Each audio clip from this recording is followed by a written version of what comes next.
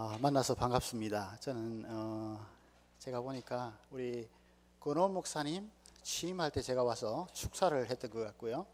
작년에는 청년대학부 수련회 때 와서 설교를 했고, 권 목사님 여기 오시기 전에는 제가 한번 여전도의 헌신예배를 왔던 것 같아요.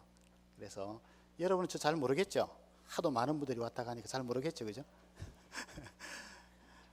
그때는 제가 아마 SFC 간사 신분으로 왔습니다. 지금은 이 교회 기관 목사로 있는 김동춘 목사님이 제 후임으로 전국 SFC 대표 간사를 맡게 되었고요. 저는 이제 들꽃교회라고 조그마한 교회를 개척해서 섬기게 되었습니다. 오늘 와서 알았는데 보니까 주보에 저희 교회 후원하겠다고 적어놨더라고요. 그러니까 들꽃교회입니다. 들꽃은 어디서나 핀다. 그러나 아무렇게나 피지 않는다. 그런 교회론을 가지고 있습니다. 들꽃은 비록 작지만 모여서 큰 언덕을 이루고 큰 향기를 이룬다. 이게 우리 교회의 목회 철학입니다. 위에서 많이 기도해 주시면 좋겠고요.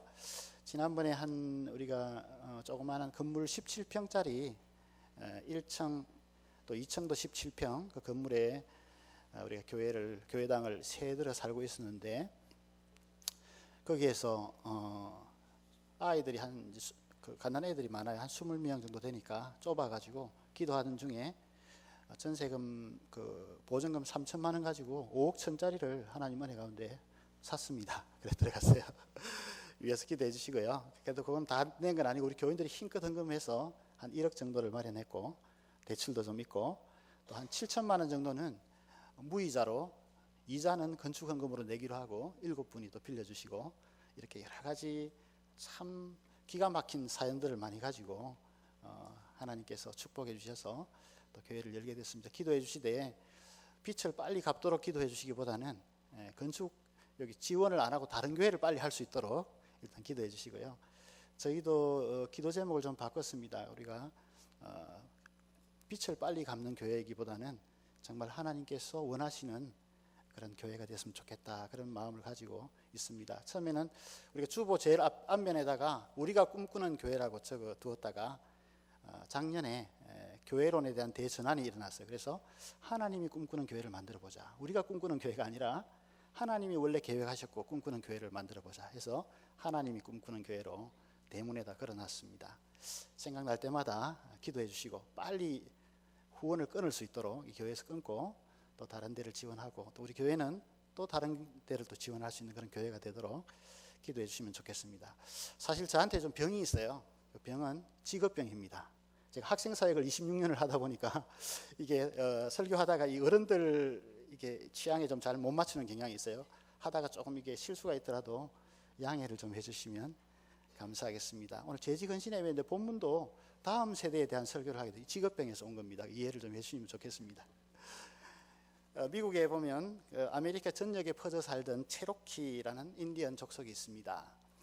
그들이 다양한 미국 아메리카 전역에 퍼져서 다양한 문화를 일으키고 있었습니다. 수학도 또 종교, 문화, 그리고 농경도 상당히 크게 해서 세계 전역의 식탁의 한 5분의 3 정도를 수확을 할 정도로 대단한 그런 일들을 이들이 하고 있었습니다. 그런데 민주적이고 합리적인 그러한 또 정치 체계를 갖추고 있었는데 지금은 어떻게 되느냐? 원래는 한 1,000만에서 한 2,500만 정도 되는 인구가 있었는데 지금은 줄어들어서 25만도 채 안 되고 인디언 보호구역에서 살고 있는 멸종의 위기 정도까지 온 심각한 1%밖에 남지 않은 그러한 족속이 되고 말았다는 것입니다. 숫자 감소보다 더 심각한 것은 무엇이냐? 그것은 이들을 다시 일으킬 스토리를 잃어버렸다는 것입니다. 정체성이 없고요, 일어서야 될 이유가 없다는 겁니다. 미국 정부에서는 그들에게 생활비를 지원하고 보험금을 대주고 또 많은 필요한 것들을 공급을 해주고 있습니다. 그런데 그들이 가졌던 야성도 잊어버렸고 꿈도 잊어버렸습니다. 그리고 높은 실업률을 자랑하고 마약도 상당히 많은 수가 마약을 하고 자살률도 미국이나 다른 나라에 비해서 2배나 높은 그런 나라가 되었습니다. 사자이긴 하지만 동물원에 갇힌 사자고 호랑이이긴 하지만 이빨 빠진 호랑이가 되었다는 것이죠. 가장 심각한 문제는 스토리를 잃어버렸다는 것입니다. 그들 나름대로 같이 대화하고 그들 나름대로 꿈을 키우고 그들 나름대로 이야기해왔던 것이 과학이 발달되고 또 많은 문명의 혜택이 주어졌지만 그 스토리를 잃어버리게 되었다는 것입니다.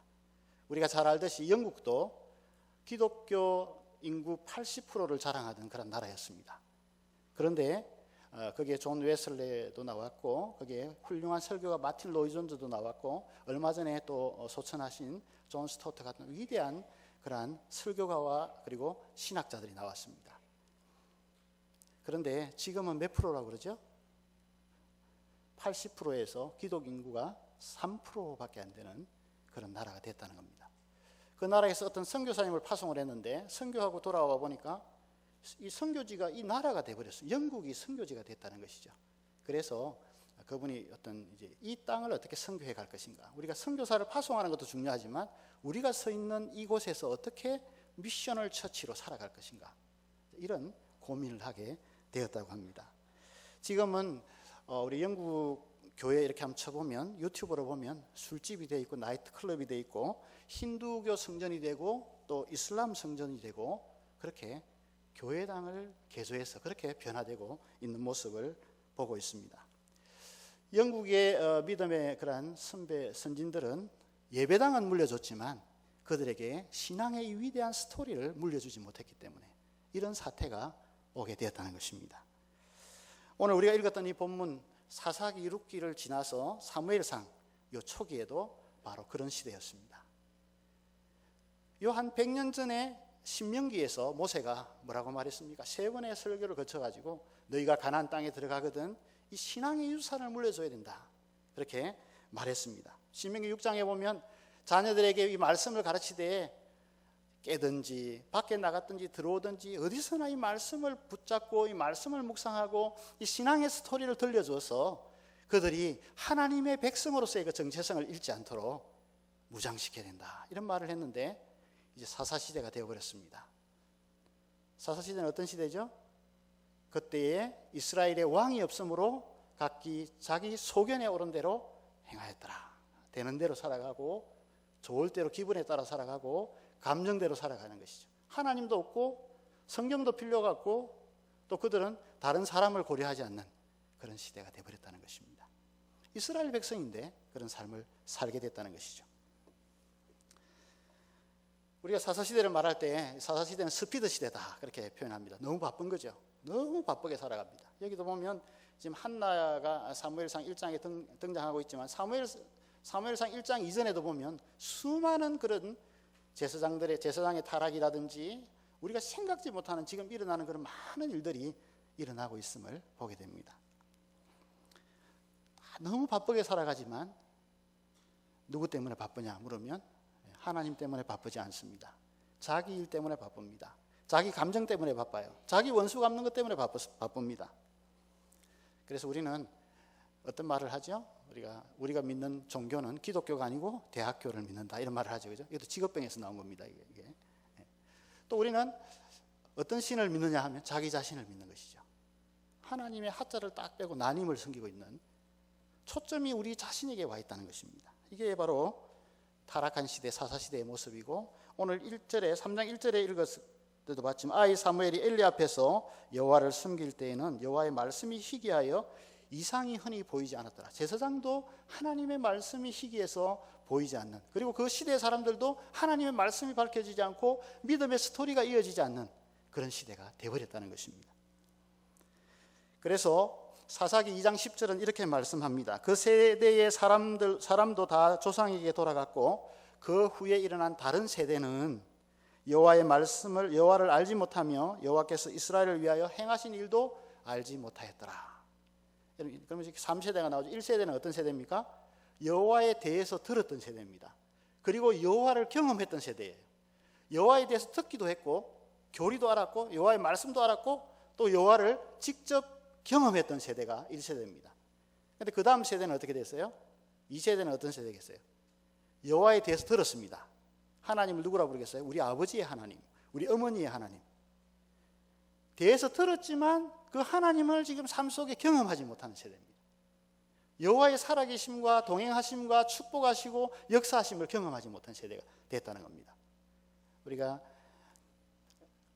여호와에 대한 그런 교리에 대해서는 알고 성경책 하나님에 대해서 성경 그 퀴즈에 대해서는 알지만 하나님 내 삶 속에 역사하시는 증거를 가지지 못한 세대가 2세대입니다. 그럼 3세대는 어떨까요? 다음 세대가 아니라 다른 세대가 되어버렸다는데 이 세대는 어떤 세대입니까? 하나님에 대해서도 알지 못하고 하나님을 경험하지도 못한 세대입니다. 여러분은 어떤 세대인 것 같아요? 여기 앉아 계신 분들은 아마 그래도 1세대, 2세대에 가깝지 않나 이런 생각을 합니다. 왜냐하면 오늘 수요일인데 여기 와 앉아 계신 걸 보니까, 그죠? 근데 우리가 다음 세대는 정말 다음 세대가 아니라 다른 세대가 되지 않았나 생각이 듭니다. 이런 이 안타까운 때가 바로 사사시대입니다. 그런데 우리 한국교회를 지금 한번 생각해 본다면 한국교회도 영적 계대의 단절이 일어나고 있는 그런 시대가 지금 흘러가고 있음을 보게 됩니다. 제일 먼저 위험한 것은 스토리를 이어갈 다음 세대 그 자체가 없어지고 있다는 게 문제입니다. 아이를 적게 낳는 것이죠. 옥스퍼드 대학 인구문제 연구소 데이비 콜먼은 이렇게 말을 했습니다. 한국의 지금 출산율이면 2305년이 되면 한국인이 사라질 것이고 지구상에서 소멸하는 국가 1호가 될 것이다. 좀 비약해서 말은 했지만요. 이분은 1960년도에는 한 가정에 6명의 아이를 낳았고 70년대에는 4.5, 80년대에는 3명, 90년대에는 1.57명, 2010년도에는 1.22명. 그래서 점점 숫자가 아이들을 그 자체가 줄어들고 있다는 것입니다. 지금도 대학을 구조조정하는 게 바로 그거 아니겠습니까? 앞으로는 대학 가기가 좀 수월할지 모르겠어요. 대학이 너무 많으니까, 학생들은 적은데 대학이 많으니까 구조조정을 계속 해야 되는 것이죠. 이것이 지금 앞으로 다음 세대 자체가 없어진다는 것이 굉장히 위험한 일이라는 것입니다. 두 번째는 우리 교회에 나오는 아이들은 있지만 스토리를 그 아이들의 그 수가 계속 줄고 있다는 거예요. 교회 아이들의 수가 줄고 있다는 겁니다. 영국도 보면 중고등부가 없는 교회가 80% 이상이 되어버렸다는 것이죠. 점점 아이들이 줄었다는 겁니다. 87년도에는 50%가 아이들이 있었습니다. 그런데 2004년도 조사에 보면 27%가 아이들입니다. 역 피라미드 구조가 되는 거죠. 위로 갈수록 고령화되어 가고 밑에 아이들은 점점 없어지는 세대가 되고 말았다는 겁니다. 그럼 숫자가 줄었다고 한다면 질은 더 좋아졌느냐? 더 심각한 것은 질적으로도 심각한 문제가 되었다는 겁니다. 시험 있는 주간이 되면 우리 아이들이 교회에 한 20%, 25%가 출석을 안 하고 고3이 되면 아예 교회를 안 와도 되는 것처럼 대학교를 믿는 그런 모습을 보이고 있습니다. 이런 어떤 심각한 위기, 스토리가 사라지고 있는 지금 우리 한국 교회의 위기 속에 우리가 있다는 것을 생각해 봐야 됩니다. 아이고 목사님 오늘 재직헌신 예배인데 재직은 이렇게 살아라 이런 거 좀 이야기하면 안 됩니까? 저는 제일 중요한 부분이 여러 가지 기술적인 부분을 어떻게 할 수 있을지 모르겠어요. 그러나 가장 본질적인 이 스토리가 사라진 이 스토리를 어떻게 메꿀 것인가를 성경을 통해서 찾아내고 이 본질에 우리가 충실해야 된다는 것이죠. 이 교회 와 보니까 참 재밌는 게 재작년에는 말씀과 기도로, 작년에는 힘써 말씀과 기도로, 또 올해는 더욱 말씀과 기도로. 얼마나 이 목사님이 답답하시면 그렇게 하겠어요, 그죠? 이게 참 문제라는 겁니다. 다음 세대에 이어줄 스토리가 계속 없어지게 된다는 거죠. 그러면 오늘 이 우리 사사시대를 종말하고 왕정시대를 새롭게 열어갈 때에 어떻게 하나님의 스토리가 다시 시작되게 되었는가를 우리가 자세히 살핀다면 힌트를 얻을 수 있지 않겠나 생각이 듭니다.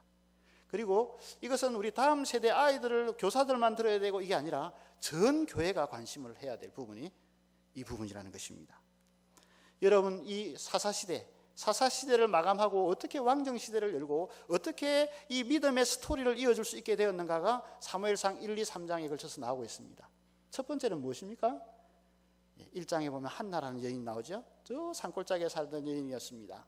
아기를 낳지 못했어요. 고대 근동에는 아기를 낳지 못하면 그게 좀 저주받은 거라고 그렇게 생각해요. 하나님이 나를 버린 거라고 생각했습니다. 그러다가 첩이 들어와서 학대를 했습니다. 여러 가지 어려움이 있었어요. 남편도 위로해 줄 수 없는 어려움이 있었습니다.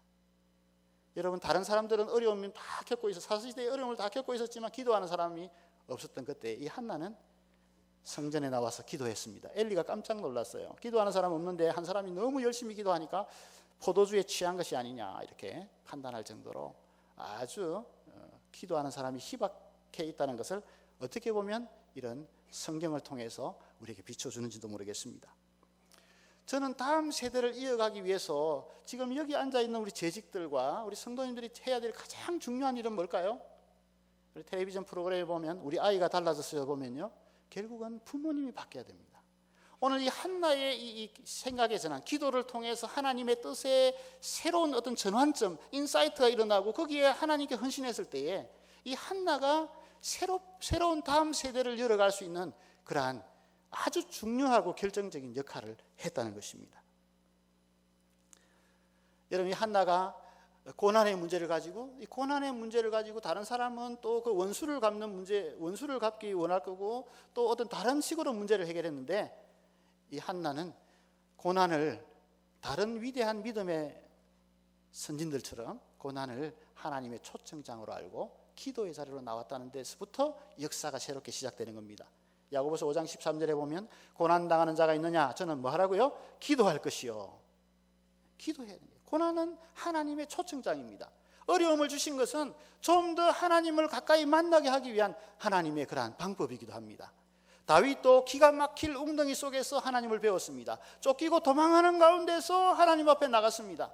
고난당하는 것이 내게 유익이라 내가 주의 율례를 배웠나이다.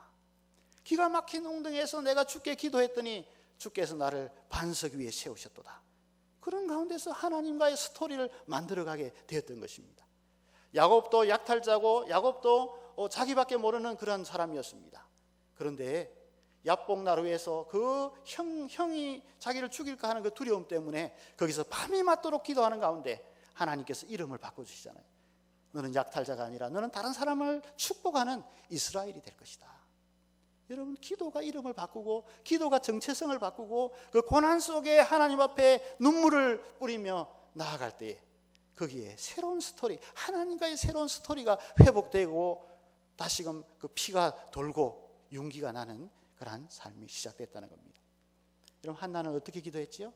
마음을 통하며 기도했는데 저는 제일 중요한 것 중에 하나는요, 거기 보니까 키포인트가 만군의 여호와여 부르고 갔습니다. 여러분, 하나님을 누구라 부르느냐, 이게 참 중요한 부분입니다. 다윗은 하나님은 나의 하나님이시라고 고백하고 있습니다. 여기에 제2세대는 하나님은 우리 어머니의 하나님이시다 고백하고 있습니다. 우리 아버지는 그 하나님을 믿었다는 겁니다. 나는 그 하나님에 대해서 들었다는 겁니다. 나의 하나님이라고 말할 수 없는 것이죠. 만군의 여호와라는 말은 이 온 세상, 온 우주를 통치하시고 이스라엘에 지금도 살아계셔서 역사하시는 하나님이시다는 그런 고백을 한나가 하나님 앞에 마음을, 그 하나님께 마음을 열고 그 하나님의 이름을 불렀을 때 그는 새롭게 되는 그런 역사가 시작됐다는 것입니다. 여러분, 기도할 때 중요한 건 또 뭘까요? 하나님의 약속입니다. 저는 사실 이 교회 한 석 달 정도 그 건물 때문에 고민을 많이 했어요. 참 쉽지 않더라고요. 다른 사람 알아주죠. 뭐 개척교회니까, 그죠? 쉽지 않았는데 그래도 저는 그 하나님의 약속이 있었습니다. 내가 산을 향하여, 산 놈의 산이죠, 우리가 산을 향하여 눈을 들리라. 나의 도움이 어디 있을까? 나의 도움이 천지를 지으신 여호와에게서로다. 그 하나님이 나중에 어떻게 하신다고요? 너의 출입을 영원토록 지켜주실 것이다. 우리 교회가 나가는 문제도 잘해 주실 것이고 입당하는 것도 잘하게 해주실 것이다. 이런 그 새벽마다 기도했어요. 약속을 붙잡고. 여러분, 약속을 붙잡고 기도하기 시작할 때 그게 놀라운 축복이 있는 것이죠. 조지 밀러도 수십만 번 기도 응답을 받지 않았습니까? 다 체크한 거, 노트에다가 기록을 하고 체크했던 것 같아요. 하나님이 응답해 주신 그 기도를 체크를 했던 것 같아요. 그러면서 하나님과 그 스토리를 만들어 간 것이죠. 그런 이야기를 많이 들으셨죠? 기도하는 중에 하나님은 아마 조지 밀러가 살던 그곳에는 고아들이 많았던 것 같아요. 굶주리고 헐벗고 하는 사람들이 많았던 것 같아요. 그래서 성경을 읽는 가운데 하나님은 고아의 아버지다, 이걸 보게 됐어요. 그럼 하나님이 고아들을 사랑하시니까 그럼 고아를 먹이려고 할 때 하나님 채워주십시오 해서 고아원을 세우고, 하루는 그 고아원에 한 400명의 아이들하고 같이 아침에 먹을 것이 없습니다. 그래도 할 수 있는 게 뭐겠어요? 기도잖아요. 그 아이들 손을 잡고 같이 기도를 했습니다. 기도가 끝나자 큰 마차가 하나 도착을 했어요. 거기에는 빵과 신선한 우유가 가득 실려 있었습니다. 어떻게 된 거냐고 물었더니 어떤 한 회사에서 소풍을 가려고 했는데, 야유회를 가려고 했는데 비가 와서 못 가게 돼가지고 그것을 배달을 했다는 겁니다. 이런 기도 응답을 50만 번이나 5만 번 하여튼 응답받은, 제가 숫자 개념이 좀 없어요. 직업병입니다. 하여튼 엄청난 그런 응답을 받았습니다. 여러분, 제가 전에 아마 와서 이 설교를 했던 것 같은데, 기도에 대한 걸 저는 이 한나의 기도를 보면서 느꼈던 건 뭐냐면요, 기도에는 반드시 두 가지가 포함되어 있습니다. 하나는 명령이에요. 구하라, 찾으라, 문을 두드리라, 내 입을 넓게 열라. 아무것도 염려하지 말고 모든 일에 기도와 간구로 너희 구할 것을 감사함으로 하나님께 아뢰라. 명령입니다. 다 명령으로 되어 있어요, 기도는. 그리고 명령 뒤에는 뭐가 나와요? 약속이 들어 있습니다. 구하라, 주실 것이요. 찾으라, 찾을 것이요. 문을 두드리라, 그리하면 너희에게 열릴 것이니라. 신앙생활 오래 한 장로님이 기도하라, 그렇게 하지 않았고요. 누구든지 구하는 자, 누구든지 실제로 기도하는 자, 누구든지 실제로 하나님을 찾는 자, 누구든지 실제로 찾으면서 두드리면서 녹화하면서 기다리는 자에게 하나님이 열어주시는 은혜를 허락해 주신다고 그랬어요. 조지 뮬러는 그 약속들을 적어놓고 기도하기 시작했습니다. 후안 카를로스 오르티즈는 그렇게 말했어요. 많은 사람들이 하나님의 약속을 잡동사니 취급하고 있다, 그렇게 표현했어요. 약속이 엄청 많은데 그 약속을 믿지를 못하니까 기도의 자리로 안 나오는 거예요. 자기가 먼저 문제를 처리하려고 하는 거예요. 저도 늦둥이가 하나 있습니다. 지금 대학교 지금 3학년 올라갈 애가 하나 있고 1학년 올라갈 애가 하나 있고 초등학교 1학년 들어갈 애가 하나 있어요.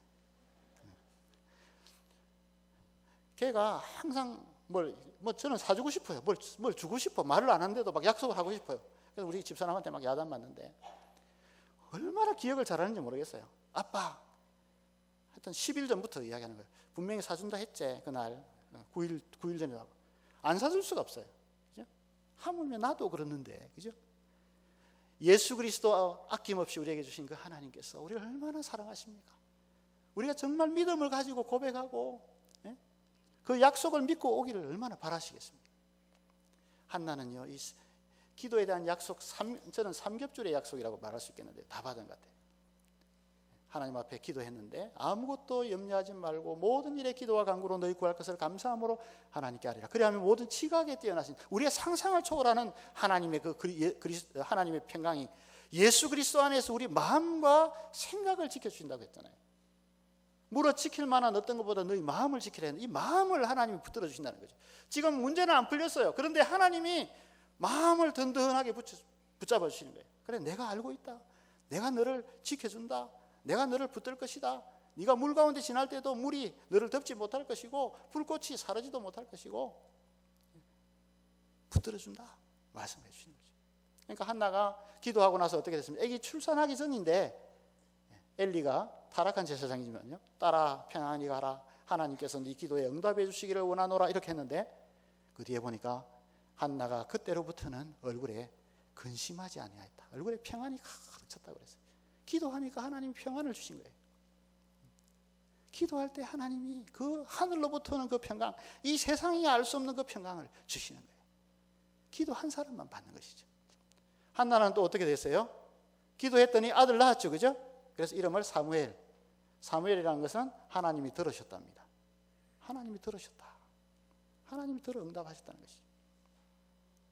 또 기도했더니 어떻게 됐습니까? 크고 비밀한 일, 그 기도에 대해서 응답해 줄 뿐 아니라 크고 비밀한 일을 알게 해 주었어요. 여러분, 기도할 때요, 기도가 바뀌는 경험을 해야 돼요. 기도가 넓혀지는 경험을 해야 됩니다. 하나님은 때때로 우리가 내 문제를 가지고 깊이 기도로 나갔는데 그 새로운 관점으로 보게 해주시는 거예요. 저도 지금 공부를 하는 데가 있습니다. 거기 가서 근데 그 조은아라는 교수님이 있어요. 그분 아마 그 액체 교수님 같은데 그분 오빠가 조준모 그 CCM 가수더라고요. 자기가 러시아어를 공부해서 선교를 가려고 공부를 열심히 했는데 20대 때 공부를 얼마나 열심히 했냐면 하루에 한 끼를 먹으면서 지금도 살이 없더라고요. 한 끼를 먹고 열심히 공부를 해서 하루는 이제 기도하려고 엎드렸대요. 그래서 기도를 하는데 하나님한테 이렇게 말했대요. 하나님, 내가 참 잘했죠. 하나님, 나를 부르신 거 참 잘하신 거예요. 내가 얼마나 열심히 했어요. 하나님, 참 잘하셨어요. 그렇게 기도하고 있는데 하나님이 큰 은혜를 주셨다고 그래요. 그래서 자기가 그때 일기를 쓴 게 조준모가 불렀던, 그죠? 나의 나 된 것은 하나님의 은혜라. 그 찬양을 적게 됐다는 거죠.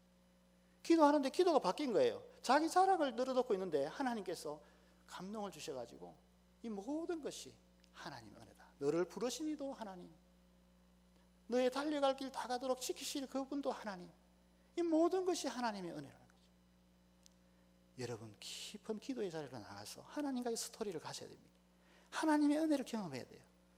이게 있어야지 다음 세대에게 할 말이 있습니다. 저는 어릴 때 우리 아버지가 사진관을 하셨어요. 시골에 사진관을 하셨는데요, 우리 아버지는 항상 찬송을 불렀어요. 집사님이셨는데 돌아가셨어요. 지금도 보고 싶어요. 찬송을 잘 불렀어요. 아, 우리 아버지가 새벽기도 가시구나. 우리 아버지가 지금 저기 암실에서 사진을 지금 뽑고 계시구나. 아, 지금 아버지가 어디로 가시구나. 다 알았어요. 나의 갈 길 다 가도록 그것도 부르셨고, 주 안에 있는 나에게도 부르셨고. 항상 그게 그때는 몰랐어요. 아이고, 아버지 좀 그냥 조용하게 가시지, 잠자는데 시끄러워 죽겠네, 이렇게 생각했어요. 그럴 때. 지금은요, 그게 울림이 되더라고요. 그때 기도했던 그 울림, 찬송했던 그 찬송이 내 속에 울림이 돼가지고 그 신앙의 그 우리 아버지의 그 하나님이 나의 하나님이시다는 것을 알게 해주시더라고요. 사랑하는 여러분, 우리가 재직들로서 헌신한다는 게 뭐겠습니까? 물론 밥을 잘하고 또 여러 가지 봉사, 저도 교회 교인들 중에 봉사 잘하는 분들 너무 예쁘고 좋아요. 그렇지만 가장 소중한 것은 하나님과의 그 진실된 교제를 이어가고 그 입술의 그 고백과 또 신앙의 그 간증들이 있는 그런 분들을 볼 때 참 하나님 얼마나 기뻐하실까 그런 생각이 들어요. 우리 교회 근사님, 우리는 새벽기도 몇 분 안 나오셔요. 근데 근사님 한 분이 늘 기도, 저분 이제 가실 때 됐다 싶을 때는요, 뭘 보면 하느냐면 이분이 끝에 가서 감사. 이게 중독성이 있더라고요. 그리고 우리 집사람하고도 둘이 차를 타고 집에 가면서 감사. 모든 게 감사하다는 거예요. 사랑하는 여러분, 신앙의 스토리를 이어가려고 한다면 나 자신이 바뀌는 겁니다. 내가 하나님의 말씀에 그 약속을 붙잡고 하나님 앞에 나가는 거예요. 그리고 내가 간절히 기도하는 가운데 내 생각을 바꿔주시는 하나님을 경험하는 거예요. 하나도 아마 처음에는 저 번이나 저 년의 원수를 갖게 해주십시오, 아마 그렇게 기도하지 않았겠어요? 기도하는 가운데 옆집의 아줌마도 보고 지금 일어나는 많은 일들을 볼 때 자기와 똑같은 그런 제2의 한나, 제3의 한나들이 가득 차 있는 이 세상을 바라보게 됐던 것 같아요. 그러면서 다시금 이 시대를 바꿀 수 있는 아이를 하나 낳게 해주신다면 이 아이를 바쳐서 그 아이를 통해서 하나님 역사하셨으면 좋겠습니다. 이런 비전과 소망을 가지게 된 거예요. 때로는 여러분 아픔과 고난이 필요 없는 것 같지만요, 그게 꼭 필요합니다. 때로는 아픔이 비전을 만들어냅니다. 내가 아파해봤던 그걸 가지고 또 다른 사람을 섬길 수 있는 거예요. 하나님이 참 희한하신 분이에요. 그래서 헨리 나우에는 상처 입은 치유자다 그런 말을 하죠. 내가 아파해봤던 그것 때문에 다른 사람을 도울 수 있는 거예요. 그게 비전이 되는 겁니다. 사랑하는 여러분, 여기 앉아있는 우리 재직 여러분들, 또 우리 성도님들이 다른 어떤 것보다도요, 여러분 자신들이 먼저 이 믿음의 그런 스토리, 하나님과의 그 교제의 스토리, 지금 꺼져가는 이 스토리를 회복할 수 있는 저와 여러분 되시기를 주의 이름으로 축원합니다. 이게 참 중요한 것 같아요. 저도 우리 아들 보면서 너무 말 안 들어, 사춘기 때 너무 말 안 듣더라고요. 새벽기도 나가면서 그 문고리를 잡고 기도합니다. 이 아이가 정말 인성이 좀 바른 아이가 되게 해달라고. 그러다 보면 그래도 말 안 듣더라고요. 근데 그런 거 있잖아요. 예배 시간에 제일 이게 좀 우리 아들 이게 혹시 방송 나가는 건가요 나중에? 콜라 있잖아요. 큰 거 그죠? 콜라 작은 교회니까 표시 다 나거든요. 목사 아들이 콜라 대병을 하나 들고 와가지고 딱 여기 딱 앞에다 딱 해놓고 그죠? 그 예배 시간 하다 이렇게 설교도 딱 부어가지고 콜콜콜 해가지고 한 잔 쫙 마시고. 아, 제가 막 이게 몸둘 바를 모르겠어요. 기도하고 또 축복하고, 그래서 사랑하고 또 섬기고 인내하다 보면 또 변하지 않겠습니까? 우리 부모님들이 먼저 변해야 된다는 거 꼭 기억하시고, 오늘 이 사사시대를 종말하고 새로운 하나님의 스토리를 이어갔던 것은 이 산골짜기에 학대받고 아무도 알아주지 않는 사람 같은 이 한 여인을 통해서 일어났다는 것을 꼭 기억할 때 내가 하나님과의 진실된 교제를 다시금 만들어가는 게 얼마나 중요한가, 그것을 기억하시길 바랍니다. 말씀과 기도로 하나님 앞에 새로워지는 저와 여러분 되시기를 주의 이름으로 축원합니다. 설교 조금 더 해도 돼요? 여기 뒤에 부분은 제가 사실은 학생 때 우리 근원 목사님 오실 줄 알고 제가 이 설교를, 이 본문을 잡았는데 안 오셨네요. 우리 근원 목사님이 제가 학생 때 설교를 해줬어요. 이 사무엘이 하나님께서 기도하고 하나님의 전에 바쳤던 아이 아닙니까? 그렇죠? 그런데 오늘 성경 말씀에 보니까 7절에 보니까 사무엘이 아직 여호와를 알지 못하고 여호와의 말씀도 아직 그에게 나타나지 아니한 때라. 지금 청년이 다 됐는데 어린 시절 기도해서 바쳐놨는데 아직도 성전에 늘 살았는데 거기서 주일학교도 보내고 중고등부도 보내고 공부를 실컷 했는데 아직도 여호와를 알지도 못하고 하나님의 말씀을 경험하지도 못했다. 여러분 때가 있는 것 같아요. 그죠? 그런데 이 사무엘이 어떻게 하나님 말씀을 경험하게 되었는가? 이걸 우리 권호원 목사님이 옛날에 이야기를 해줬어요. 권호원 목사님은 스토리텔러야 보니까 이야기를 너무 재밌게 해주세요. 사무엘이 자고 있는데 소리가 났죠. 그죠? 사무엘아 사무엘아 불렀어요. 누구에게 찾아갔습니까? 엘리에게로 찾아갔어요. 나를 부르셨습니까? 했더니 엘리가 안 불렀다 가서 자라. 또 자는데 또 사무엘아 사무엘아 불렀어요. 또 나를 부르셨습니까? 안 불렀다. 그때 아마 우리 권호원 목사님 그걸 더 붙였던 것 같아요. 노인이 자다가 일어나면 깨면 얼마나 다시 자기 힘든지 아나? 그랬더니 사무엘이 또 이렇게 말해요. 아이고 아이도 자다가 깨어나면 얼마나 다시 자기 힘든지 알아요? 하면서 막 이래가지고 몇 번을 거쳐가지고 그죠? 세 번째 일이 가니까 그때서 엘리가 뭐라 그래요? 하나님이 부르는. 아마 엘리도 워낙 하나님을 경험했던 세월이 오래되다 보니까 그죠? 그걸 잘 몰랐던가 봐요. 그래서 이제는 다시 부르는 소리가 들리면 여호와여 말씀하옵소서 주의 종이 듣겠습니다. 그렇게 곧 말해라 그렇게 말했어요. 그래서 어떻게 했어요? 다시 사무엘아 사무엘아 부를 때 그때 사무엘이 고백하는 것이죠. 여호와여 말씀하옵소서 주의 종이 듣겠습니다. 그때부터 하나님을 알아가고 하나님을 증거하게 됐다는 겁니다. 저는 이 짧은 스토리지만 그 스토리 속에서 여러 가지를 유추할 수 있었어요. 때로는 이 목사지만 너무 피곤해가지고 밤에 자려고 할 때 우리 아들이 그죠? 아빠 기도하고 자야지. 그게 누구 소리예요? 하나님이 우리 아들을 통해서 하는 말씀이더라고. 또 우리 설교 들을 때 그죠? 아이고 이건 저 집사님이 오늘 오셨으면 참 좋았을 건데 그거는 그 바른 태도가 아니에요. 설교 들을 때도 어떤 태도로 들어야 되겠어요? 말씀하옵소서 여호와여 말씀하옵소서 주의 종이 듣겠나이다. 여러분 항상 마누라가 잔소리할 때도 그죠? 말씀하옵소서 주의 종이 듣겠나이다. 남편이 그죠? 또 안 그런 소리 하더라도 그죠? 말씀하옵소서 주의 종이 듣겠나이다 하면요 들려오는 소리가 있어요. 거기서 모든 우리에게 주어진 모든 상황 속에서요 하나님이 그것을 통해서 하고자 하는 말씀이 있는 거예요. 아주 우리 남편이 철이 덜 들었구만 기도 더 해야 되겠다 이런 말씀으로 들리기도 하고요. 특별히 우리가 설교를 들을 때 성경을 읽을 때 내가 많이 읽는 게 중요한 게 아니에요. 성경이 나를 읽도록 해야 돼요. 내가 성경을 많이 읽는 게 중요한 게 아니에요. 성경이 나를 읽어서 내가 변화돼야 돼요. 내가 주님을 만나야 되는 거잖아요. 그럼 어떻게 해야 되겠습니까? 말씀하옵소서 주의 종이 듣겠습니다. 항상 이런 자세, 이런 열린 자세를 가지고 있을 때 뭐가 시작돼요? 하나님과의 스토리가 시작되는 거예요. 저는 얼마나 재밌는지 모르겠어요. 성경을 읽다가 너무너무 재밌는 거예요. 하나님이 나에게 말씀하시는. 제가 신학교 가서도 제일 처음 내가 간 그 교회를 정할 때도요 큐티를 하면서 말씀하옵소서 주님이 뜻하시는 곳에 가겠습니다 했는데 희한하게 그게 또 연결이 되더라고요. 얼마나 재밌는지 모르겠어요. 스토리가 전개되는 겁니다. 그러므로 여러분 매일의 삶 가운데요 꼭 고백하시기 바랍니다. 눈을 딱 뜨자마자 말씀하옵소서 주의 종이 듣겠습니다. 성경을 읽을 때도요 저 사람보다 많이 읽어가지고 몇 독 실적을 올려야 되겠다 700몇십 독 하셨더라고. 그것도 중요하지만 주여 말씀하옵소서 주의 종이 듣겠습니다. 나에게 하시는 말씀 아이 메시지가 있어야 돼요. 지금 말씀의 홍수지만 내게 하시는 말씀이 없어. 그 말씀 참 좋다. 엘리 말 참 잘한다. 저 목사님 참 설교 잘하시네. 이게 중요한 게 아니에요. 나에게 오늘 저 목사님을 통해서 하나님이 나에게 주시는 음성이 뭔가를 캐치해낼 수 있어야 되는 것이죠. 그때 변화가 시작되는 것입니다.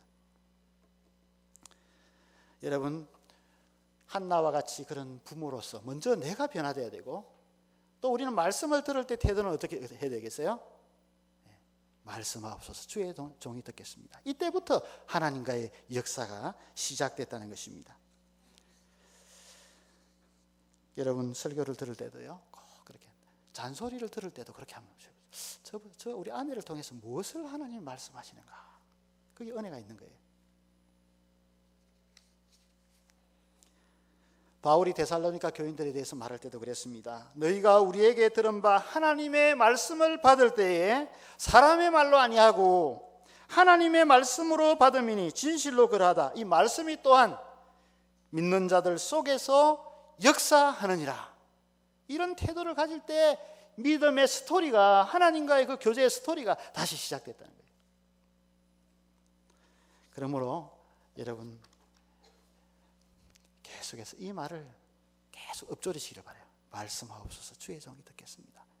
이렇게 말할 때 겸손해집니다. 이렇게 말할 때 다른 사람이 주시는 그 말씀 속에서, 아니면 이 자연 속에서 하나님이 나에게 주시는, 아니면 저 음악 속에서 나에게 주시는 하나님의 음성이 들려지기 시작된다는 것입니다. 이제 9시 넘었네요. 설교를 마쳐야 되겠네. 우리가 올해 헌신해야 될 것, 더욱 말씀과 기도로, 말씀과 기도로, 힘써 말씀과 기도로. 이번에는 더욱이니까 올해는 이제 끝내야 될 것 같은데, 이 주제를. 그죠? 오늘 한나와 같이 정말 믿고 한번 엎드려 보시길 바라요. 예수님이 한시라도 깨어 있을 수 없더냐? 너희 3년 동안 내가 이렇게 많이 보여줬는데 지금 내가 겟세마네 동산 며칠 있으면 이제 십자가의 죽음을 앞두고 있는 그런 상황인데 한시라도 깨어 있을 수 없더냐?